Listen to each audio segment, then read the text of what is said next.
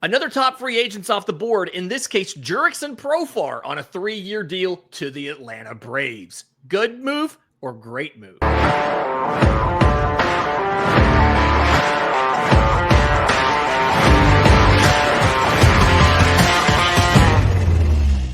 Yes, welcome on in to First Pitch for Friday, January 24th, your source of news, notes, and updates on Major League Baseball. I'm your host, Lindsay Crosby. You can follow me on Twitter at Crosby Baseball. He's Troy Brock, Troy B Baseball on Twitter. Some people call him Big T. And Troy, a couple things. One, we're going to tell all of our friends, go to firstpitchpodcast.com to catch the newest episode of First Pitch. But I want to talk about some of the relievers signing, right? Kirby Yates, Paul Sewald. I want to talk about this really odd Alex Bregman report from Bob Nightingale. But first, the big news from Thursday is the Atlanta Braves signed Jurickson Profar, left fielder formerly of the San Diego Padres, to a 3-year deal. He'll get $12 million in year one, $15 million each in years 2 and 3. And yes, he agreed to donate 1% to the Atlanta Braves Foundation. Atlanta was just a couple weeks away from pitchers and catchers reporting without making a single major league signing. Is this, I guess, if they only were to make one signing, is this the most impactful signing they could have made? Or is there somebody else still out there that would have done better than this for Atlanta? No, out of the people that are left on the board, this is probably the best they can get, because the Braves already have a very strong starting rotation with tons of depth throughout their starting rotation and at the upper levels of their minor league system. The bullpen's strong. The only other big names as far as fielders go are Pete Alonso at first base and Alex Bregman at third base, and Matt Olson is there for first base in Atlanta, and Austin Riley's at third base for Atlanta. So, Jurickson Profar is probably the best bet that was left, and he's a good fit. They needed another outfielder to kind of push Jared Kelenic off the starting lineup and onto a more bench role, more of a defensive replacement role. And so it's a good fit, in my opinion, and I think it's going to work out nicely for the Braves, who are going to be a lot better in 2025 anyway than they were in 2024, assuming they stay healthier than they did. Yeah, I mean, it was a tale of 2 years for the Braves. Everything went right for the Braves bats in 23. Everything went wrong in 24. Made the playoffs in both years, knocked out in the first round in both years. But most of their losses this year, or this offseason, this winter, have been pitching-wise. Max Fried, Charlie Morton, AJ Minter. But to your point, this organization just has a ton of pitching depth, whether it's on minor league deals and it's in the upper minors and prospects. Guys who are expected to be on the 40-man roster. I mean, I did this on the Braves Today podcast the other day. You can go 10, 11 deep on guys that you can reasonably expect to get starts at the major league level before you get to prospects who would be debuting. This is just guys who have already done it. Like, yes, it's Chris Sale and Spencer Schwellenbach and Renato Lopez. They'll get Spencer Strider back after a month or so. But then it's guys like Ian Anderson, who was throwing a no-hitter in the World Series in 2021. Grant Holmes, who was just a breakout rookie last year. And then you've got Bryce Elder, who was an all-star in 23. AJ Smith-Shawver, who's pitched in 2 postseasons already, and he's just now like 21 years old. They've just got a ton of guys. And so Profar feels like he was the best option for them because he fills a lot of holes, right? He's a switch hitter, so it gives them more a guy who can both hit lefties and righties. His platoon splits aren't really that pronounced. He was able to start hitting for power last year, really for the first time in his career. 24 home runs. Third time he's hit at least 20, but still highest slugging percentage of his career, highest OPS of his career. He batted .280 with a .380 on base and a .459 slug. He was an all-star. He was a silver slugger. I think he was a Gold Glove candidate in left field. I don't think he won it, but I don't remember who was in the left field Gold Glove race there. I know it was won by the Cubs, but either way, MVP finisher.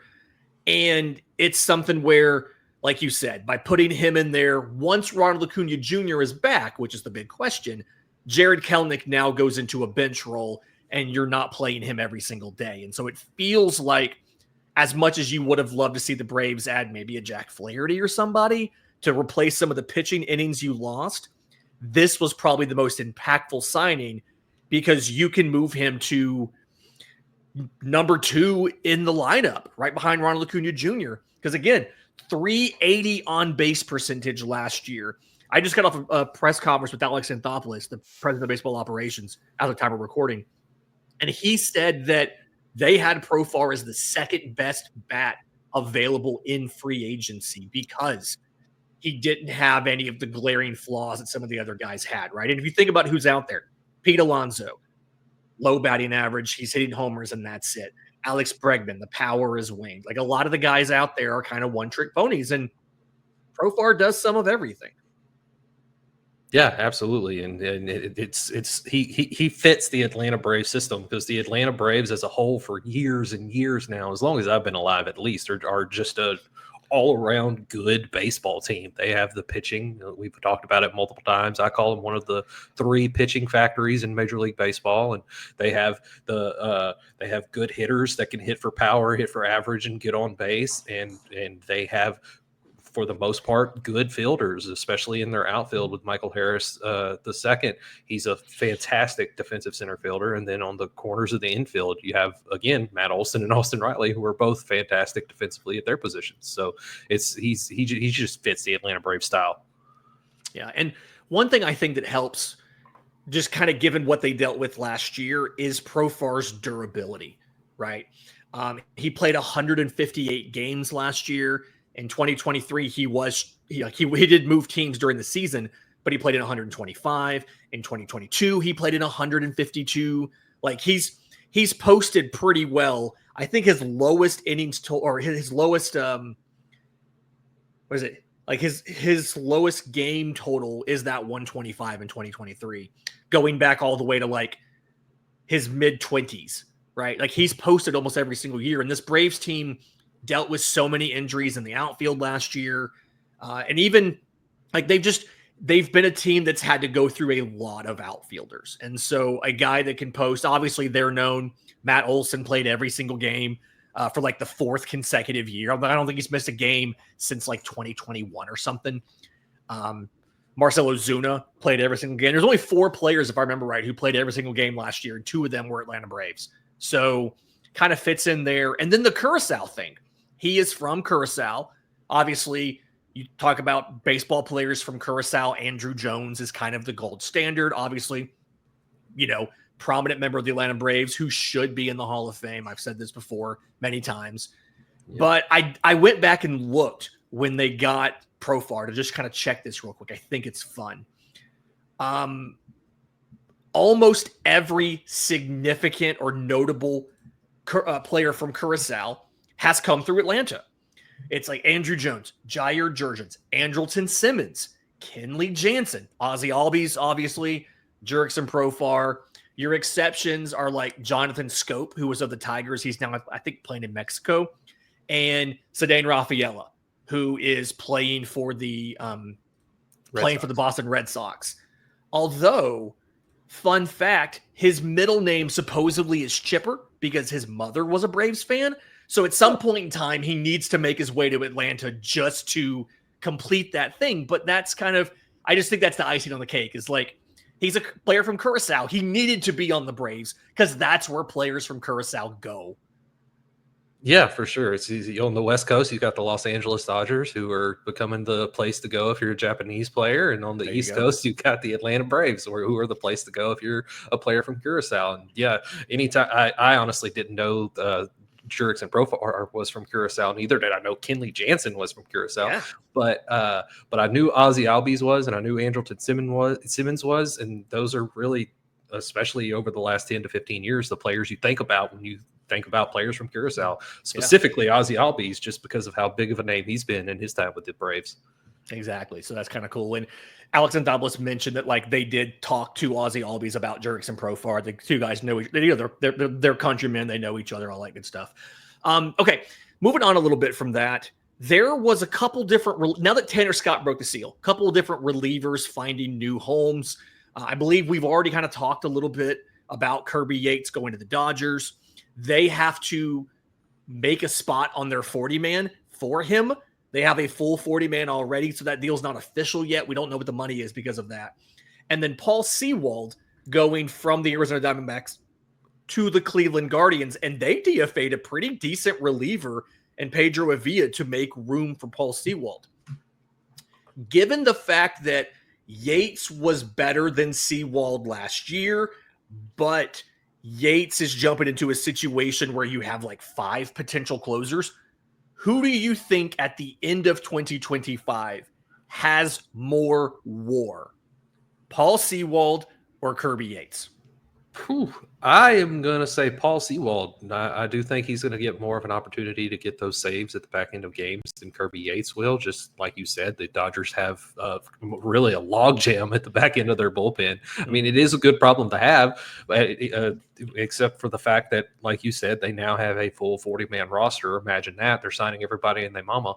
But no, I think that at the end of the year, the player out of those two with the most WAR is going to be Paul Sewald. Yeah, and it's something where behind Emmanuel Clase, you got to figure out where you're going to, like, you have him, you have Cade Smith, you have Hunter Gaddis, kind of 3 really good relievers, all ERAs under 2 last year. But all of those guys threw like 74, 75 innings last year, and we saw what happened to them when they got to the postseason, just being gassed, getting blasted by the Yankees. So you have to think that Paul Sewald, given the experience in closing, given the experience in the back end there, he's going to pick up some holds and things like that. And if he can figure out what went wrong last year, his ERA was like 4.5. He should do better than, I think, the 0.3 WAR he finished with for Arizona last year. At the same time, you look at Kirby Yates, and kind of like we said, Tanner Scott's back there, Michael Kopech is back there, Blake Trinan's back there, Evan Phillips is back there, Alex Vezia is back there. Like, any of those 5 guys could close a game for you, right? Scott had an ERA under 2. Vezia had an ERA under 2. Trinan had an ERA under 2. Kopech's throwing like 103. And Evan Phillips is the guy who, on this team last year, of all of those guys, led them in saves with 18. So I do feel like Yates is stepping into, like, you don't have to carry us, buddy. You're just one of like 6. It's like the Braves adding any random hitter. It's like, hey, buddy, you can bat 6th or 7th. We don't need you to carry the offense. We have all these studs. That's this for Kirby Yates with the Dodgers bullpen is, hey, we don't need you to carry us. You're the elder statesman here. You're the old guy. But because of it, they're talking about maybe having to trade Ryan Brazier, trading somebody to make room for Yates. Just kind of wild to me. If you were calling about any player on the Dodgers roster, kind of being realistic, Ryan Brazier's the one they want to move. Okay, correction. They want to move Chris Taylor, but his contract's awful. They're trying to move Ryan Brazier. Are you asking for Ryan Brazier, or is there somebody else on the Dodgers 40-man roster you would want to try and ask for? Yeah, if I'm Dave Dombrowski right now, I am trying to get either Ryan Brazier or Alex Vezia, because I think that even Alex Vezia is probably on the table out of that big slew of guys. I think he's super cheap. I don't think they would. I think he's incredibly cheap. He's like $2 million or something. Let me see. Give him Jurickson Profar. Give him one of our best prospects just to get him. Yeah, I think he signed a deal to avoid arbitration. I think he's making like $2 million. There's no way they would move a guy like in their situation. They need anybody who's cheap simply because of how expensive the rest of the roster is. Right. No. They filed and they're going to arbitration. He fought at 2.35. The team fought at 2.05. So they're going to arbitration, but he's not incredibly expensive. Yeah, but the Phillies need another bullpen arm regardless. So I would if I'm David Dombrowski, I'm definitely seeing about Ryan Brazier, and I'm kicking the tires on Alex Vezia and seeing if it's gonna be possible and seeing what it would take. But definitely Ryan Brazier at the very least. I think the answer some people would go for would be Tony Gonsolin or Dustin May. Yeah. Both of those guys. Like, if you look at the rotation the way it is now, it feels like one of those guys isn't going to be able to make the rotation. Like Snell, Yamamoto, Glasnow, Sasaki, Ohtani, that's 5. You have 2 guys left, Gonsolin and May, and only 1 spot left. Gonsolin has an option. He's also 30. May has no options, but he's 27. I think Gonsolin has 1 more year of team control. So I can see teams calling on one of those guys. I might try to get Michael Grove, 28 years old, only 2 years of service time. He has an option left. They moved him to the pen because he struggled a bunch with control and with giving up some hard hits, but he high octane stuff. And if you can fix him, you can get an impact starter with 4 years of control. So interesting either way to kind of see. You've got options if you want to get one of these guys, but I guess it's a good place to be if you're the Dodgers. You have so many good players, you have to get rid of them. But at the same time, it's like you have a full 40-man roster of good players, and we're here debating which good player you're going to be willing to get rid of. Maybe just be done. Like, maybe just be good. You don't have to go sign everybody, But I will point out, nobody in that bullpen is going to have options but Alex Vezian. And he has one. And again, he was the best reliever of this whole group from like an ERA and all that perspective last year. So why would you option him down? It's going to be something where, especially with the 6-man rotation, they're really going to have to be careful about the workload they put on that pen. One bad start can really screw up that pen for a whole series. Yeah, absolutely. And I was going to kind of push back on your Tony Gonsolin, Dustin May a little. I like that idea, but I don't think that the Dodgers would do it because of how injury prone their roster is. This is something I've been harping on all year, and I got a lot of flack on it on Twitter the other day. But it's just they're all of their starters. None of them will most likely come close to 140 innings this year. Blake Snell's crossed that mark twice, Ohtani once, and Ohtani's coming off of his second Tommy John. Blake Snell only threw 107 innings last year. Tyler Glasnow's career high is 134, which he did last year. Yamamoto's career high in Major League Baseball is 90, which he did last year. And Roki Sasaki has never pitched in Major League Baseball. So it's highly unlikely that any of those five are going to reach that 140 inning plateau. So they're going to need as much starting pitching depth as they can get. And so I think that is a reason why, while I would like to add Tony Gonsolin to the Phillies rotation, even though it's already the best in baseball. I think that they're not going to move any of their starters that are at the major league level or even at the AAA level knocking on the door.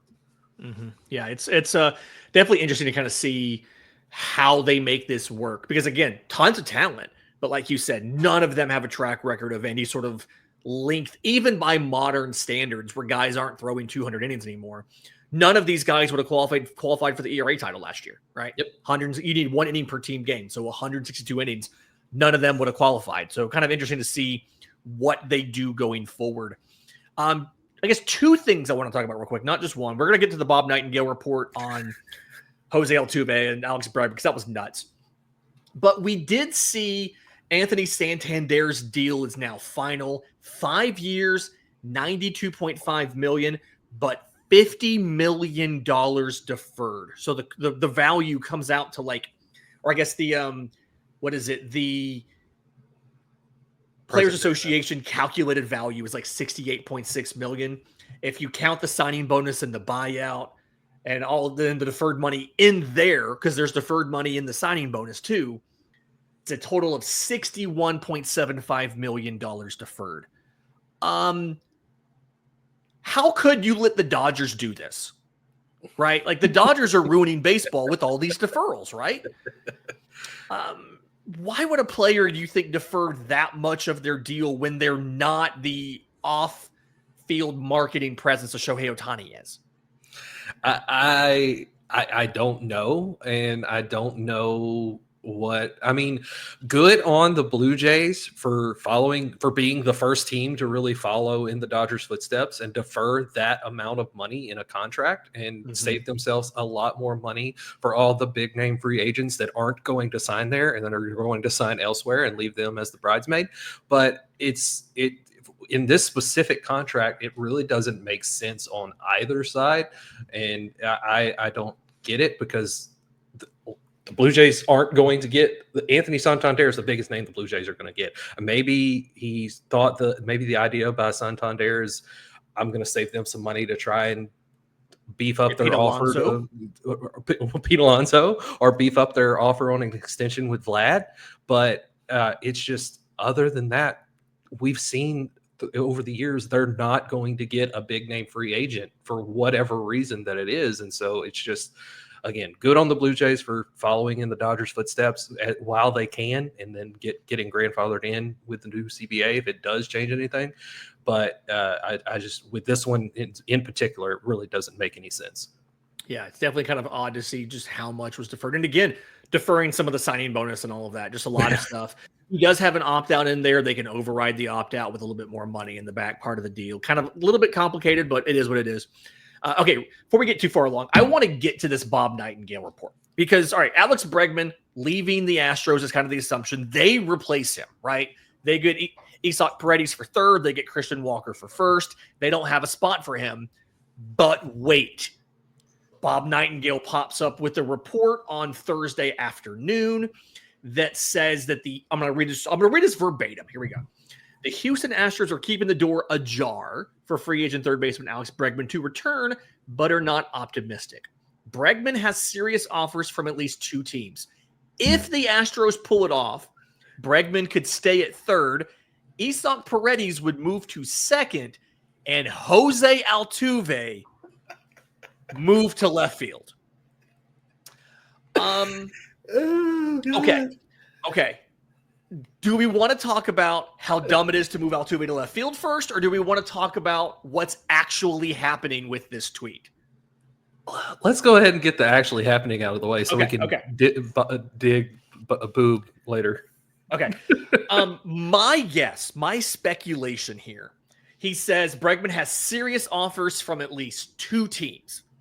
I think what that actually means, Bregman has a semi-serious offer from 1 team. And so his agent, we all know who his agent is, his agent called up Bob Nightingale and said, hey, we've got serious offers from 2 teams, but the Astros have talked about him maybe coming back, and they're willing to move pieces around to do it. And I think this whole tweet is just an effort to get that 1 team who has a semi-serious offer to add a couple more million on there, to add another year, whatever that offer might be. There is 0% chance the Houston Astros are thinking about moving Jose Altuve to left field. But let's talk about it real quick. If you were going to move anybody from that infield to left field, who would you rather move over Jose Altuve? You'd move Isak Paredes to left field before you move Jose Altuve to left field. You wouldn't want to do that either. But, I mean, the one good thing that the Astros do have going for them in left field is it's a truncated left field with the Crawford boxes in left. But it's Jose Altuve is about to be 35 years old, people. 35. And you're going to put him in left field for the first time in his career. He's played second base every season, and he played shortstop twice. He's played shortstop in 2 different seasons, 2016 and 2019. That's it. He's played second base or DH every other year of his 14-year Major League Baseball career. It makes no sense. What in the arson judge is going on? Here's the arson judge comment. Okay, the thing about Altuve, his range last year at second base was 3rd percentile. At second, you know where you have to do a lot more ranging than second base? Almost everywhere else, but especially in the outfield. And then when he catches the ball, you're going to have an issue in left field because his arm strength is in the 7th percentile. Him and Ozzie Albies are both down there with a bunch of first basemen for arm strength. We're not moving either one of these guys. If we could move them closer to the first baseman, we would. Never mind farther away from whoever they're throwing the ball to. It's just like Jose Altuve was an 11th percentile defender per StatCast last year, and he was playing second base. And your idea is, okay, in his age 35 season, let's move him to left field? It is the most blatantly just made up BS that an agent did to try to get his dude some money that I think I've ever seen.